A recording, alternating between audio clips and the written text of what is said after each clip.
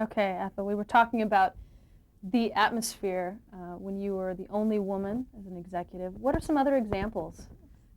You mentioned William Paley and Well, Mr. Paley, William Paley never quite got used to the fact that there was a woman in the room, I guess. Anyway, when he would go through his mail or go through the stuff, I was always the one he would turn to and say, "Here, would you make sure this gets to my secretary?"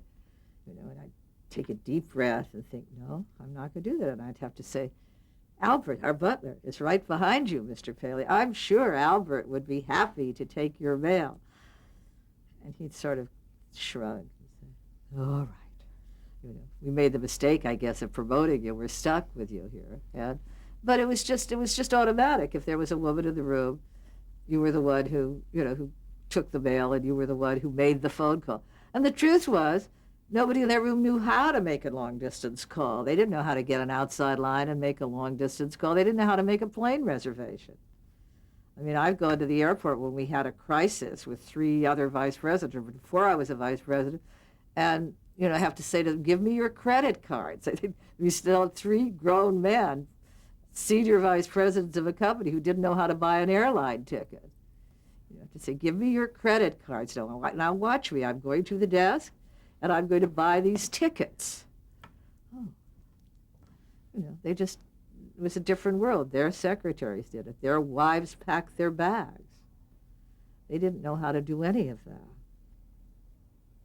They never understood. The hardest thing I always thought about being a woman was going on trips, because you'd get a call saying, particularly when Fred Silverman was running the network, everybody had to be in New York the next morning. And, so you'd sit there and say, "Oh, God, what am I going to do?" And you'd hear the guys, your friends down the hall in the executive corridor, calling and saying, "Fran, would you pack my blue suit, my gray suit, cancel the so forth and so forth, and do this?" And I think, I have to go pick up my cleaning. I have to get the dogs into the kennel. I have to make sure that the kids' checks have gone to the bursar. I pack. Do I have anything to wear? Where's my coat? Is it in storage? Can I get it? And they'd all say, "Well, you look flustered." I'd say, "I am flustered. You're going to go home, and your wife is going to hand you a neatly packed bag. You're going to get into the limo and go to the airport. I don't have a wife." It's very hard to be an executive without a wife. And so that was the hardest part, I always felt, of the job, was doing all those ancillary things that their wives did for them, that you always had to do for yourself. But as for working there, I didn't have a bad time. I didn't get paid as much as the men did, and I knew that. And it wasn't really until I left CBS and then came back to NBC at a later date that I finally had parity, because I started fresh. I started clean, and I was able to negotiate my salary on the same way everybody else did. But in terms of being treated badly, I wasn't ever treated badly. I always thought it was actually sort of an advantage, because I had information that they didn't have. I had this great relationship with a million secretaries.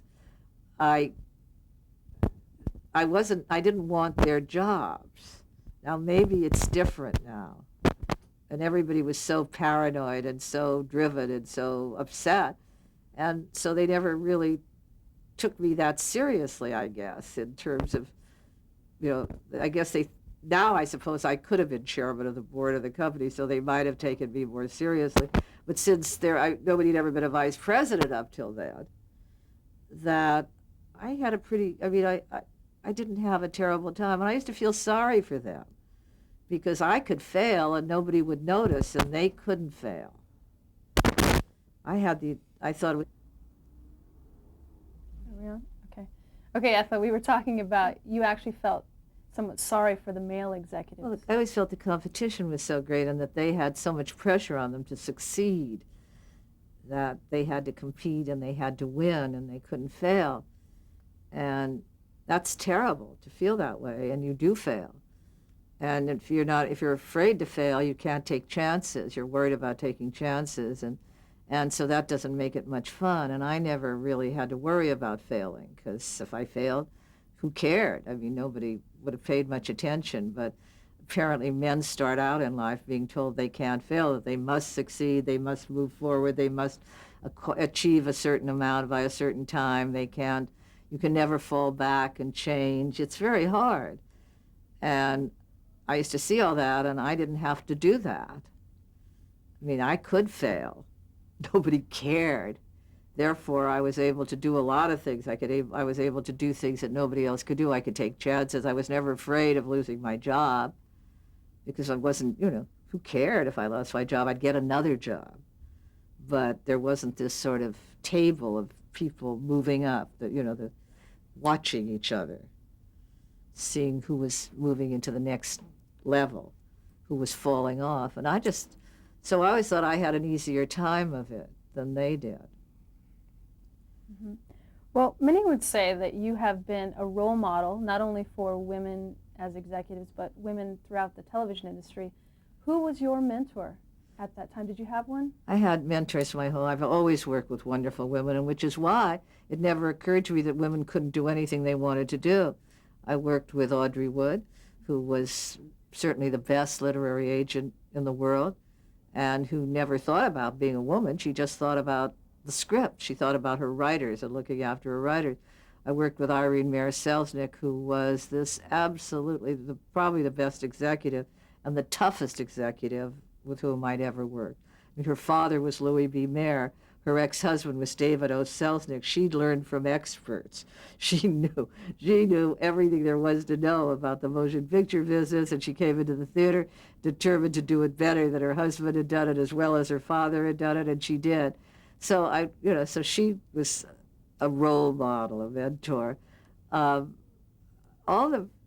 were just all these wonderful women that I had known forever. I mean, I had women doctors, I had women lawyers, and my friends who have all been pretty successful. Jacqueline Babin, Dorothea Petrie, Renee. So we just never, so there was always someone. So it never occurred to me that women couldn't do anything that women wanted to do. It's just a question of whether you wanted to do it.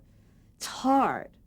It's hard to I mean, if you really want to be successful, you have to work very, very hard, and you have to have a kind of focus on what you want to do. And you have to sometimes give up a lot of personal things. I've always thought that, the show was the most important thing. I never cared a lot about my credit or my billing or even my money, which is a mistake. Looking back, I wish I'd cared more about money. But I had such a good time, and I had such a good seat at the party. I mean, I got to work with not only wonderful women, but incredible men. I mean, where in the world would a girl from Marysville, California work with somebody like John Houseman, one of the really great men? He isn't just a great person in television, but a great man in the great world. And Fred Coe, who is arguably the very best producer that ever was in television, with all these extraordinary people, all these brilliant directors who told me all their secrets, who allowed me to be part of the process. But I loved the work. The work was really what I cared about. Now, a lot of people don't, and they don't want to work that hard, and they really think they do. They like to have the perks of success, but they don't want to work the long hours. They don't want to give up the social life that sometimes you have to give up. They don't want to have the social life that sometimes you're forced to have as part of the job. They don't. It's asking a great deal. It's a very demanding business we're in. You work long hours. It's sometimes hard. As you go through the process of making shows, a little bit of you is eaten away every day, at least if you come from my position, that each step of the way, something of the show is taken away from you. Sometimes it gets better, but it's not yours anymore.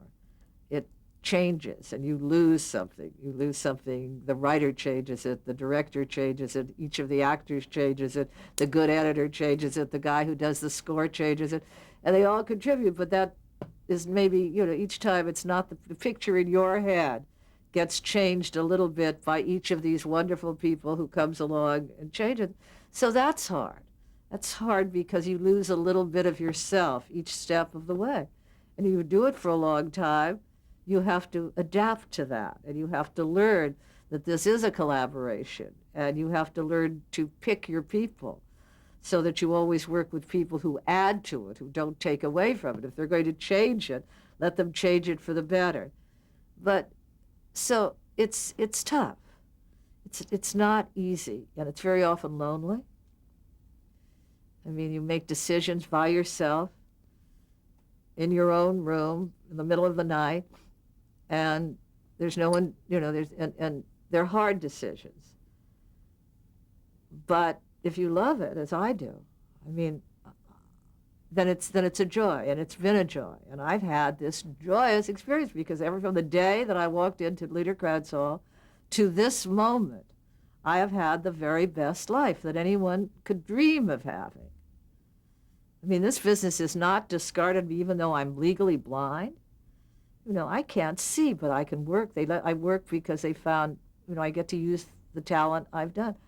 Where would this happen? There was never a question. Nobody ever said, well, I guess you can't do that anymore.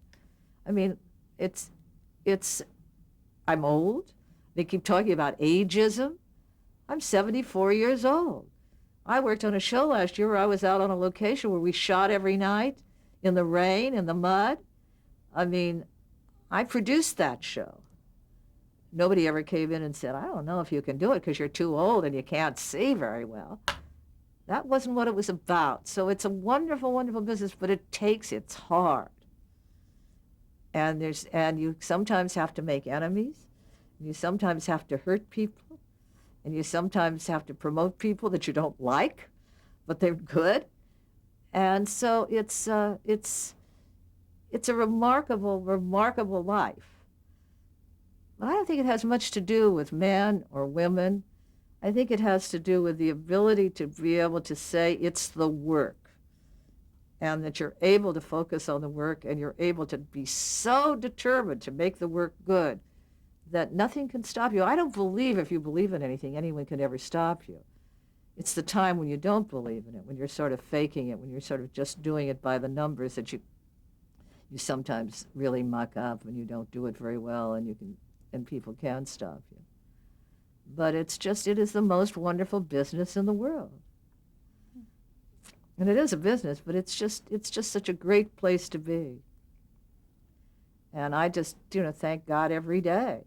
And people tell me it isn't any good anymore, and it isn't the way it was, and they don't make shows the way they used to. Well, there were police shows like Naked City when I started out in the business. And there's a police show now called NYPD Blue, which is probably every bit as good and maybe better than Naked City. And there are medical shows. I mean, there was I don't know what the first medical show was. It probably wasn't Dr. Kildare, it was something. And now there are these emergency rooms, and it's a wonderful show. They do HBO, cable. I mean, they do wonderful movies of the week. They don't call them movies of the week anymore. We used to call them anthologies. And over a year, we probably did 4 or 5 really good shows and 27 or 25 not such good shows. And you can look at shows that HBO did and Turner did and Hallmark does. They're wonderful. Over the years, it's just remarkable the amount of good stuff that you can find on television. And they're good sitcoms. I mean, I last night watched Frasier. I mean, I don't get to watch it very often. It's a good show. It's funny. I mean, I can also watch Nick at Night and watch old shows, but it's a remarkable business that does this year after year, week after week, month, and there's so many good people. There's so much talent. Now we do use it up, and it's very demanding. But I don't think it's all terrible. I find a lot of good stuff on television. Not a lot of bad stuff on television. but I always did. It's like going to England where, everyone says, oh, the television's so wonderful. Well, get the flu sometime and sit in your hotel room in London and watch a week or so of English television. You're not seeing masterpiece theater that's selected shorts. You see some pretty terrible television. You also see some great television, but we do it too. Anyway, I just think that I always feel I've been maybe the world's luckiest person. Well, considering you are the luckiest person, how about let's talk about why you made that transition to producing. In 1963, you produced your first program. Is it 63? Yeah, I think it was The Great Adventure. Great Adventure. Yeah. Well, I guess I always sort of wanted to be a producer.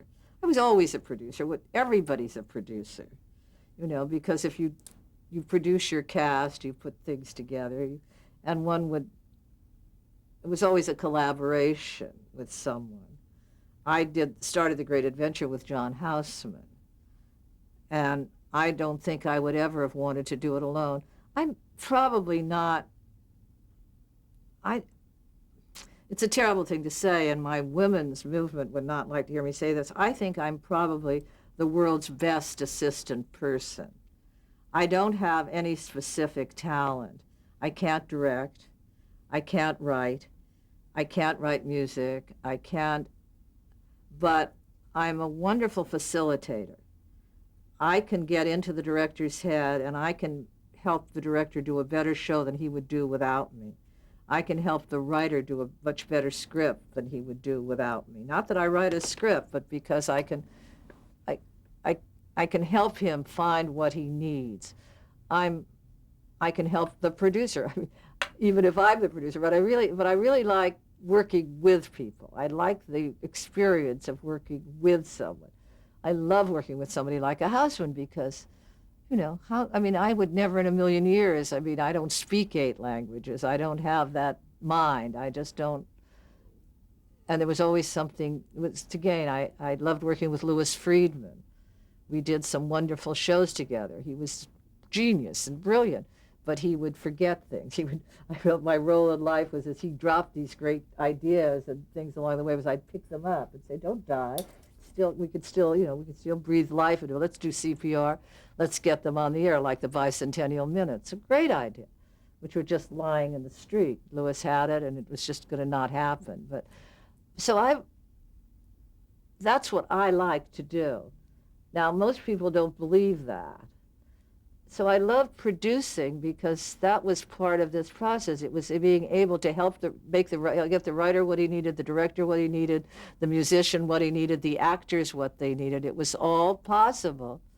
And that was what I liked to do. So I think that's why I wanted to produce, that I would be more able to get more people the tools they needed to make the show than if I just were over here. When I was a casting director, I did it anyway. That's why I had the title associate producer on Playhouse 90 a lot of the time and on General Electric Theater, because the producers would say, well, you're actually doing more than casting. But it was, as I said, I've always felt it was a collaboration, and I just like that. I don't think I'd be very good at it, as a research scientist alone with a microscope. Mm-hmm.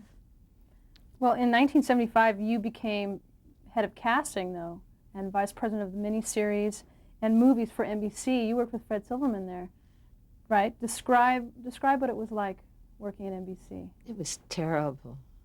It was really awful. I love Fred, and he was very good to me, and he brought me,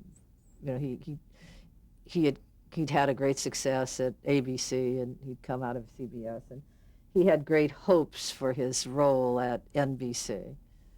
But driven by the need to top himself, he couldn't wait. So it was just a ghastly couple of years. It was insane. And we worked endlessly. We worked so hard. We would have meetings that would start at 9 in the morning and go on till 2 the next morning, and we'd made all these shows that were could not work. There was no time. There was no lead time. It was just that he'd already done it. He couldn't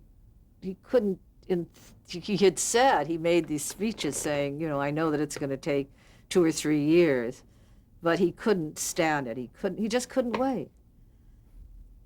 And so it was not a happy experience. Is that why you finally resigned in 1981 to join? Well, I resigned because I got this, I finally decided, somebody made me an offer I couldn't refuse. They offered me so much money, and I should never have taken it. It was the one time I took a job for money, and it was a serious mistake. Actually, I had a good time at NBC when I moved into miniseries because I was left alone. Nobody cared about miniseries, and we did very well. I mean, the first thing I did was Shogun, and that was an enormous success. I mean, I didn't make it, but I was the executive in charge of Shogun, and I did protect it with my life, and it was so I enjoyed that, it's the one mistake I ever made was going to Metro Media. Why is that? Well, because I did it for the wrong reasons. I mean, I love Bob Wood, but he didn't really have any authority there. And the company John Kluge didn't care about that. He was just getting ready to sell to Fox.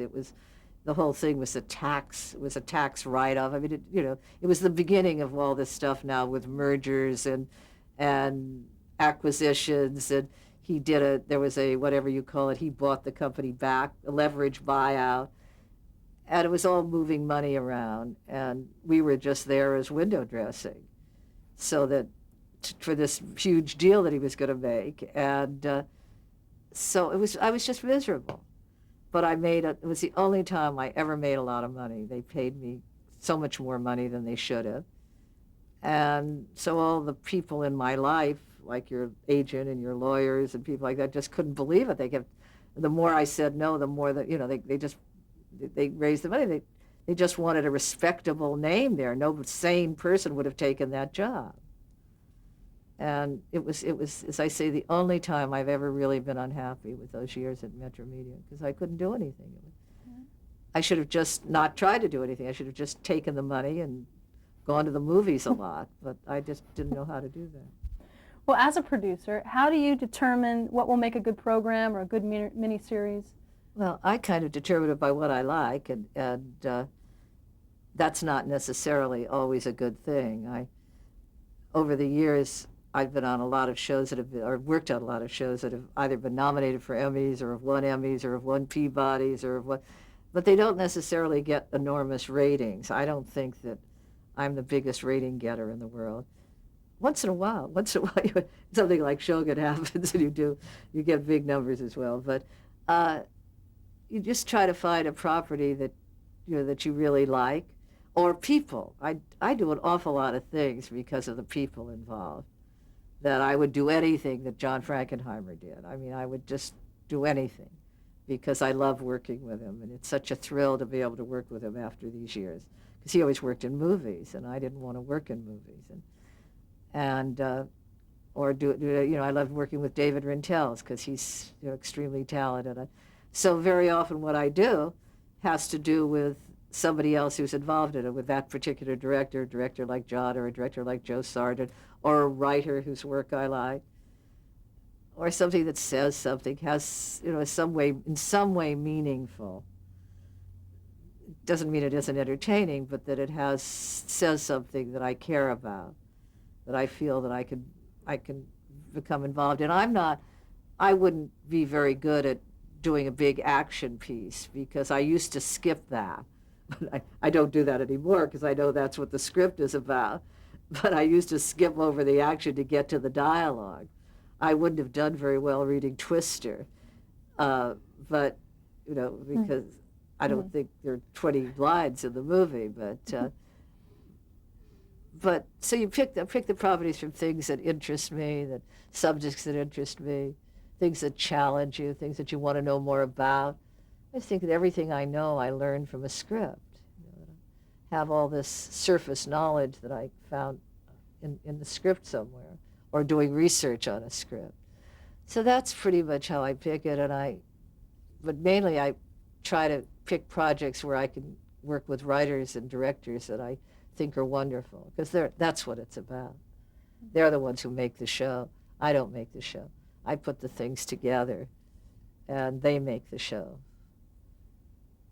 together with the actors, but mainly it's the director and the writer. Well, you mentioned that you didn't like to work in movies. Why did you not want to work in movies? Well, I didn't do movies a lot. I went to make movies with John Houseman in 1960, and it just seemed to me we took so long to do everything. We cast it till we got it wrong. We made, I think, 4 movies in 2 years, which now would be considered an incredible amount of work. But I was used to making 39 shows in a year, 39 movies in a year. And it just seemed like, we spent so much time in meetings and so much time discussing what we were going to do and so much time not casting the movie. And now it seems like it's even worse. Everyone I talk to who works in movies is, it takes them forever to put something together because you have to get the package and you wait for the star and then you wait for the something else. And I like the process of working. I am not a packager. And my idea of being in hell would be to be in development. When people say, what do you want to, so many young people to me say, I want to be in development. And I think, I can't imagine why anyone would want to be in development. Because I just like being on the stage. So it takes too long to get to the stage in movies. And then you shoot like a page a day. It seems like everything takes so long. And it's so expensive. So, I mean, I think I'd like to make a couple of movies before I die, and I don't have too much time, but the way they go together, it takes 5 years, it seems, to get it put together. But there's something about the energy of television. I like how television looks. I like the flickering picture. I like its size. I really always liked it. I mean, even last year I tried to do something in high definition television, which hasn't happened yet and was probably a serious mistake because it was very hard to do. Nobody could do it yet. But it was exciting because it was this new video image, which I've always sort of liked the way it looks. I know that it isn't film, but I like it. Well, of all the things that you've done in terms of casting, being an assistant, being a producer, being an executive producer, what have you enjoyed the most or still enjoy the most? Well, you enjoy various things. As a casting person, we all talk about this, and it's sort of sad that it's really happened, that when I have dinner with George Hill or when I talk to Sidney or when I talk to John, the 4 years of Playhouse 90 were probably the happiest 4 years any of us had. It was like New York in the 50s. It was a perfect time in television. It was the end of an era and the beginning of another era, but it was all the best writers, all the best directors, and some of the best actors, and perfect conditions under which to do a show. It was almost a perfect time. At doing a television show, just a television show, the time I spent on Mary was probably the happiest series I ever worked on, because it was just, again, the people, the writers were wonderful. We had a wonderful director. We had a wonderful cast. It was sort of the golden age of the sitcom. I mean, the sitcom was changing from the silly show to the shows that had a little more meaning. I mean, All in the Family's, Mary, those shows. I loved Andersonville. I really loved doing Andersonville. It was so hard, but because we cared so much about the show, because we were put together in this stockade, we were really, those of us who did the show, were also in that prison. But because we had a wonderful cast and maybe the best crew I've ever worked with, and because it rained every single day of the shoot, and because it was cold, and because we had all this night shooting, and because you couldn't get through the mud, because you'd sit there sometimes and think, I've got to go to the bathroom. If I don't go to the bathroom, I'm going to die. But it's going to take me 15 minutes to get through the mud, because no vehicles can get into this stockade. Do I really want to put my feet into that mud and try to get to the porta potty? I mean, it was that difficult to get out of the stockade. but it was just, I loved being in Georgia. I loved being in this silly little town we lived in called Noonan. I loved the people in the show because they were so exciting and fun, and it was really showed what you could do if you all worked together. It was an impossible show to make, and we made it, and we had a good time. And I was sad when it was over.